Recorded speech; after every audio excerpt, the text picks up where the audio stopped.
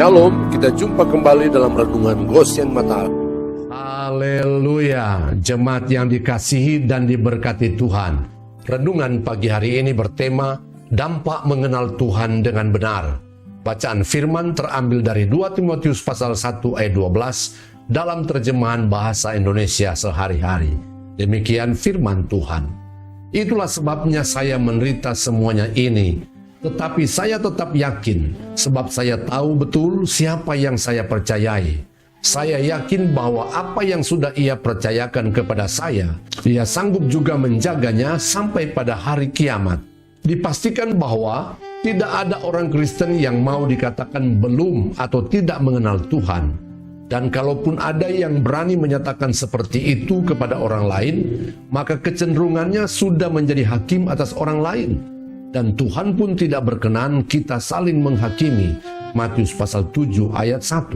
Selain Tuhanlah yang sangat mengetahui dan mengenal kita, maka setidaknya kita secara pribadi pasti tahu siapa kita dan bagaimana posisi dan kondisi rohani kita di hadapan Tuhan. Apakah kita hanya sekedar menjadi orang Kristen bertahun-tahun, tetapi sebenarnya kita belum atau tidak mengenal Tuhan dengan benar? 2 Korintus 13 ayat 5 dalam terjemahan firman Allah yang hidup, ujilah diri saudara, apakah saudara benar-benar orang Kristen? Apakah saudara lulus dalam ujian itu? Apakah saudara makin lama makin merasakan kehadiran dan kuasa Kristus di dalam saudara? Atau apakah saudara hanya berpura-pura saja menjadi orang Kristen, padahal sebenarnya Allah sudah menolak saudara? Pengenalan yang benar akan Tuhan akan sangat berdampak baik bagi diri kita sendiri maupun bagi hidup kesaksian kita. Pengenalan yang benar akan Tuhan pasti akan berdampak terjadinya perubahan dan pembaruan dalam hidup kita.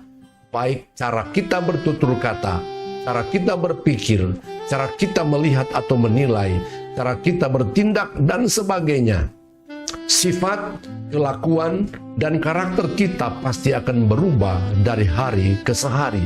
Pengenalan yang benar akan Tuhan akan menjadikan kita seorang pribadi yang tidak gampang menyerah, kecewa, dan putus asa dalam menghadapi berbagai kesulitan dan pergumulan kehidupan. Seperti Daniel, Sadrak, Mesak, dan Abednego yang tetap teguh dalam imannya sekalipun dalam ancaman kematian. Daniel pasal 3 ayat 4-23, pasal 6 ayat 7-17. Saudara-saudaraku terkasih dalam Yesus, pada akhirnya pengenalan yang benar akan Tuhan akan berdampak hidup kita menjadi kesaksian dan menjadi berkat, bahkan menjadi contoh dan teladan bagi orang lain, bahkan bagi dunia, sehingga Tuhan pun dipermuliakan. 2 Korintus 3 ayat 2 dan 3. Amin. Tuhan Yesus memberkati.